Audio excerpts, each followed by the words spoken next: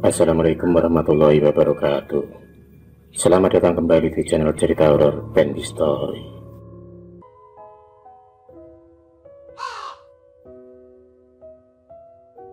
Kisah ini dialami oleh satu keluarga yang bertahun-tahun mengalami penderitaan yang luar biasa akibat terkena serangan santet yang sangat mematikan. Pelan-pelan dengan menggerogoti tubuh orang yang terkena serangan santet tersebut. Santet yang begitu jahat dan membuat penderitaan yang sangat pedih. Sore itu Ratmi, gadis manis berambut panjang itu, baru saja selesai memasak untuk suaminya dan seisi keluarganya. Makanan pun siap dihidangkan di atas meja. Saat itu Ratmi dan Bagas sedang sendirian di rumah, karena ayah dan ibunya lagi berkunjung ke rumah kakeknya. Ratmi dan Bagas adalah pasangan muda yang baru saja menikah 3 bulan yang lalu. Masih pengantin baru, masa di mana mereka lagi bahagia bersama. Apa-apa selalu mereka kerjakan bersama. Hari-hari yang begitu bahagia yang dirasakan oleh mereka berdua kala itu, sebelum kejadian yang memilukan dan mengenaskan terjadi. Kejadian yang dialami oleh seluruh keluarga Ratmi.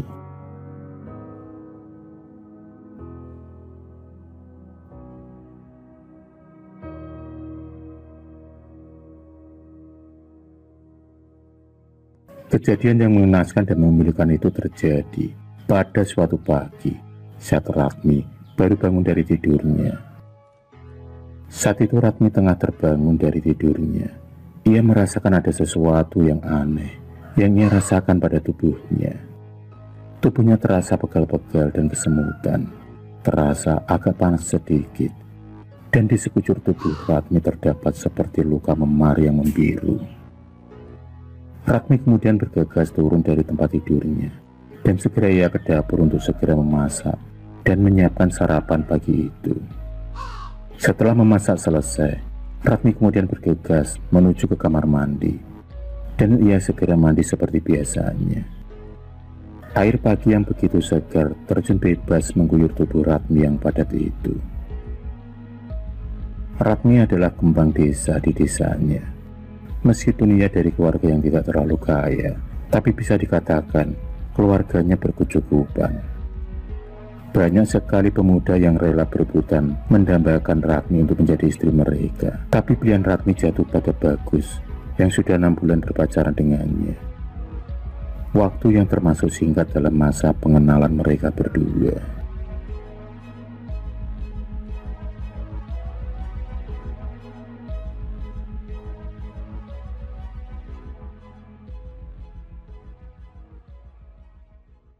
Waktu pun terus berjalan dan berlalu.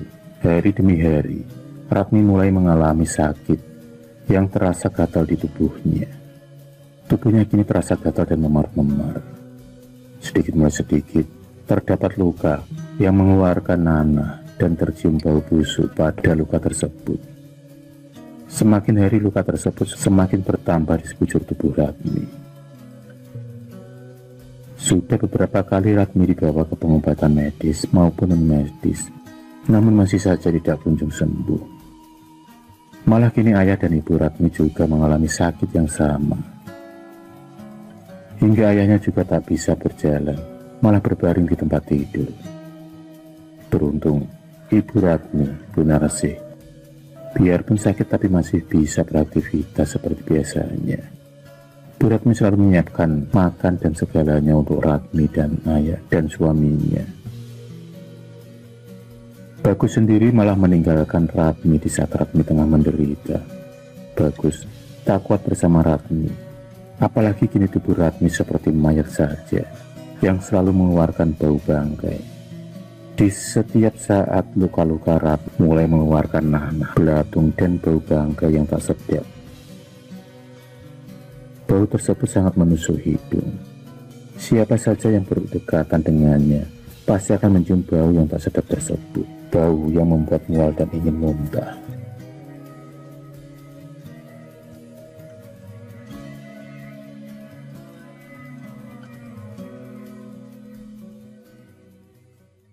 Sungguh tega Bagus yang malah meninggalkan Ratmi di saat-saat menderita seperti itu.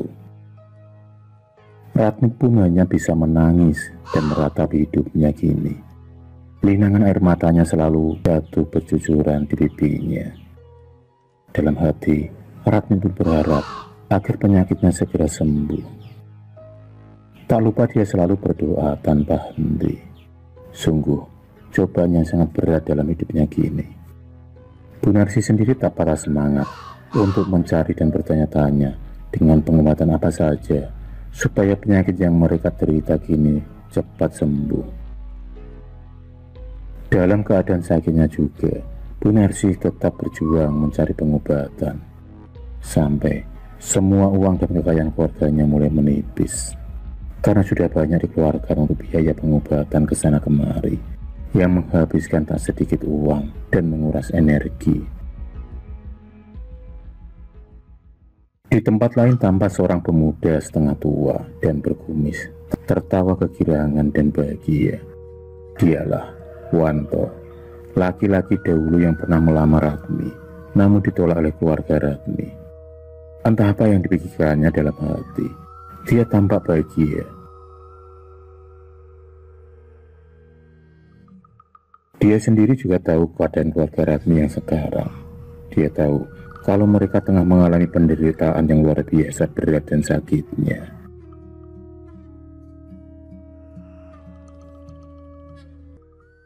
Rupanya Wantolah pokok asal muasal penderitaan Ratmi dan keluarganya. Ternyata Wanto memiliki dendam pada keluarga Ratmi yang telah menolak lamarannya. Ia pun sakit hati dan bertekad akan membalas sakitnya kepada keluarga Ratmi. Lewat seorang dukun santet itulah Wanto membalas semua sakit hatinya.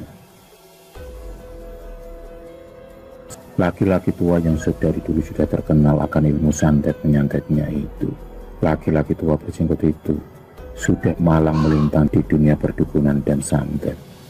Ilmu hitamnya itu ia peroleh dari berburu ke sana kemari dan bertapa di dalam hutan. Namun rupanya ilmu hitamnya juga menguasai otak dan pikirannya.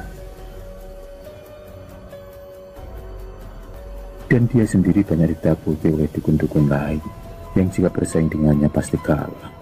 Ilmu santet yang dipelajarinya rata-rata ganas dan kejam. Siapa saja yang terkena serangan tersebut akan sulit disembuhkan.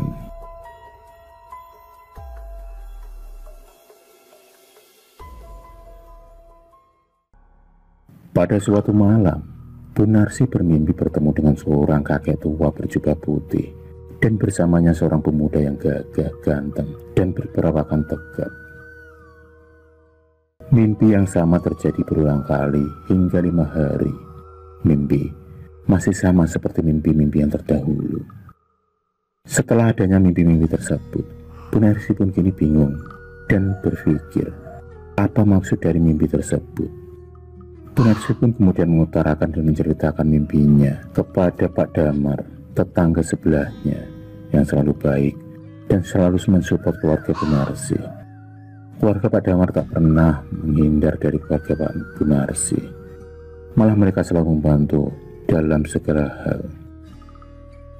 Setelah mendengar cerita dari Bu Narsi, Pak Damar tiba-tiba teringat dengan seorang alim yang dulu dia pernah bertemu saat Pak Damar sedang berkunjung ke rumah kakaknya.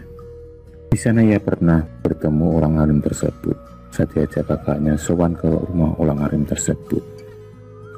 Dan Pak Damar seperti merasa kalau ciri-ciri yang disebutkan oleh Bu Narsi itu sama persis dengan ciri-ciri orang alim yang pernah ia temui saat bersama kakaknya.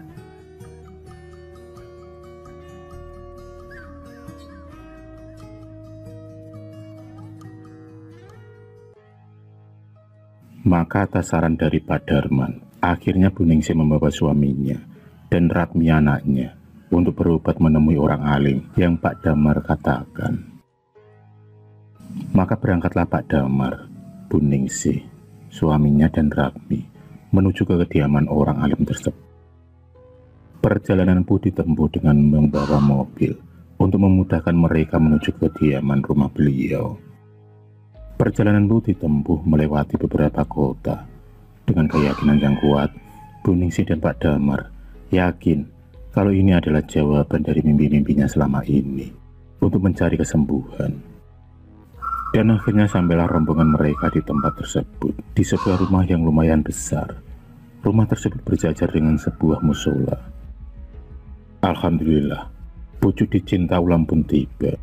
Ternyata mereka berjodoh. Setelah mengetuk pintu, dan setelah pintu terbuka, dilihatlah seorang laki-laki tua yang memang persis seperti apa yang Bu Ningsih mimpikan selama itu. Laki-laki tersebut bernama Abah Hasan. Laki-laki dengan jenggot putih itu tampak berwibawa dan tenang. Beliau kemudian mempersilahkan mereka untuk masuk ke dalam rumahnya dan menuju ke sebuah ruangan yang berkarpetkan hijau. Ruangan yang cukup luas dan terasa sangat sejuk. Abah Hasan sangat ramah dan baik.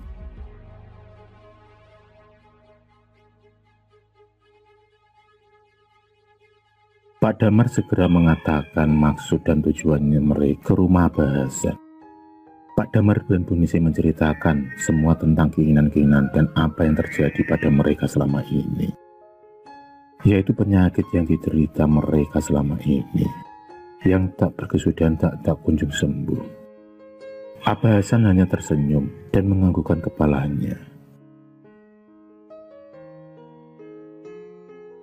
Rupanya Abah Hasan adalah seorang guru ngaji dan juga terkenal di daerahnya, memiliki kelebihan mempunyai ilmu spiritual yang tinggi dan sering mengobati orang-orang dengan berbagai macam penyakit yang dialami oleh mereka.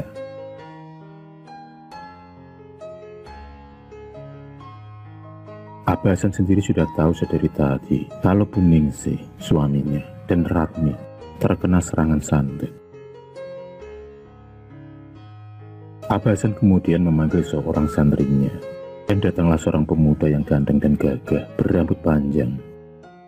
Abah Hasan kemudian segera memanjatkan doa, dan dibantu oleh santrinya itu berusaha untuk mengobati penyakit yang tengah diderita oleh Bu Ningsih, suaminya, dan anak perempuannya itu.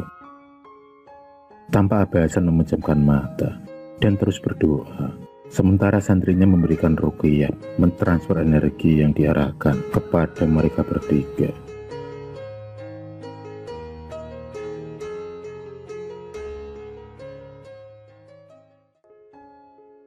Santri Abah Hasan kemudian memberikan air putih yang sudah dibacakan doa oleh Abah Hasan dan mencampurkannya di sebuah ramuan, dan kemudian dibalurkan ke seluruh tubuh ayah Ratmi, sebagian Bu Ningsih dan Ratmi juga. Mereka juga diberikan minuman air putih yang sudah dibacakan doa oleh Abah Hasan. Abah Hasan kemudian memberikan ruqyah, membersihkan energi-energi jahat yang menyelubuhi tubuh mereka.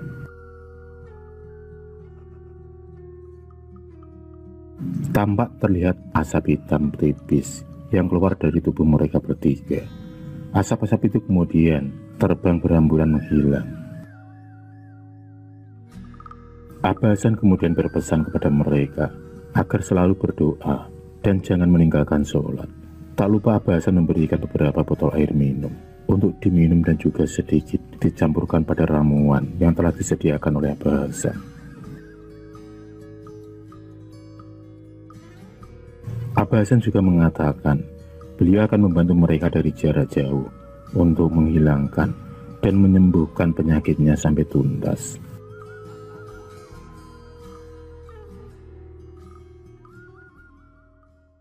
Di sisi lain, di saat Abah Hasan sedang membaca doa, tampak Mbah Jasmo yang sedang duduk bersila di ruangannya tiba-tiba merasakan panas yang luar biasa, dan ia merasakan angin yang dahsyat yang tiba-tiba berhembus seolah menyerang tubuhnya. Angin yang sangat kencang dan kuat. Angin tersebut kemudian memporak-porandakan sesajen yang ada di hadapannya. Sesajen aneka macam itu pun kemudian terpental, berantakan di seluruh ruangan tersebut. Mbah Jasmo sendiri mulai membaca mantra untuk menahan angin kencang yang mulai menerjang tubuhnya. Semakin lama Mbah Jasmo membaca mantranya, namun semakin kencang angin itu berhembus menghantam pada tubuhnya. Angin yang begitu kuat tak kuasa ditahannya lagi. Saat terdengar suara ledakan yang sangat dahsyat Tiba-tiba tubuh Mbak Jasmo terpental ke belakang, menghantam ke tembok. Darah segar keluar menyembur dari mulut Mbak Jasmo. Mbak Jasmo sendiri merasakan tubuhnya yang seperti remuk redam, seperti terhantam hantaman tangan yang sangat besar, menghempaskan tubuhnya. Mbak Jasmo terdiam sejenak.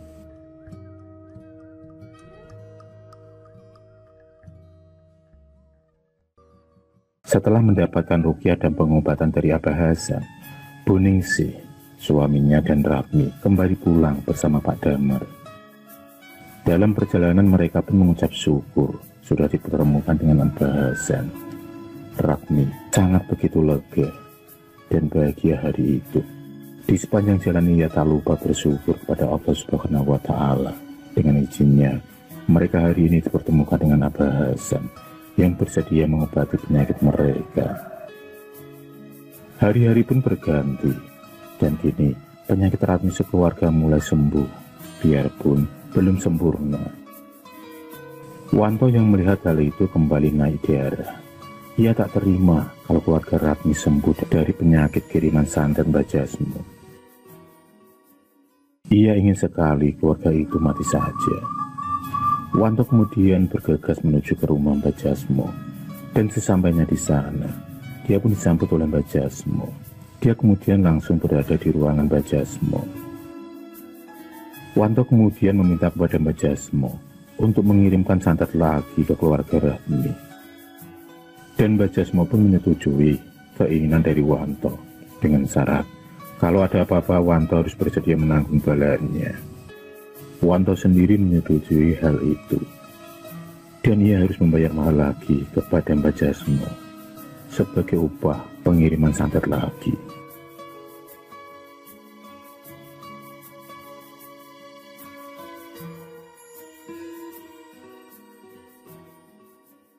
Mbak Jasmo kemudian segera menyiapkan sesajen dan ubur rambai, dan kemudian Mbak Jasmo pun memejamkan kedua matanya dan segera membaca mantra.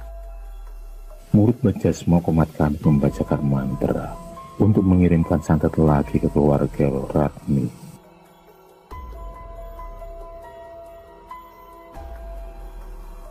Kini santet yang dikirimkan akan langsung menyasar dan menghantam mereka bertiga.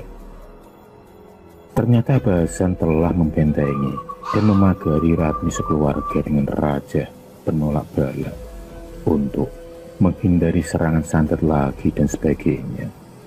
Serangan santet Mbak Jasmo pun dilancarkan menuju ke rumah Ratmi.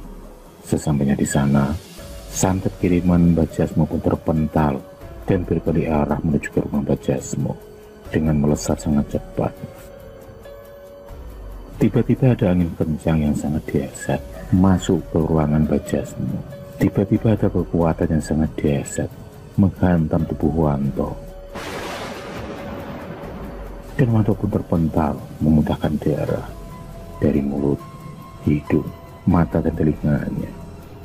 Wanto yang terpental segera roboh dan ia pun mati seketika dengan luka terbakar.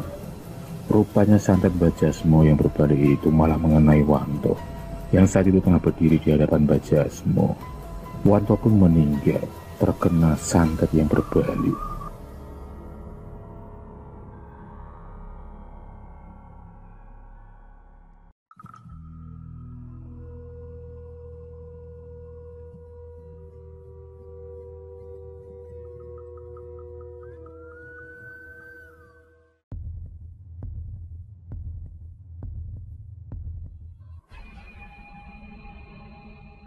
Terima kasih sudah menonton video cerita bergambar ini.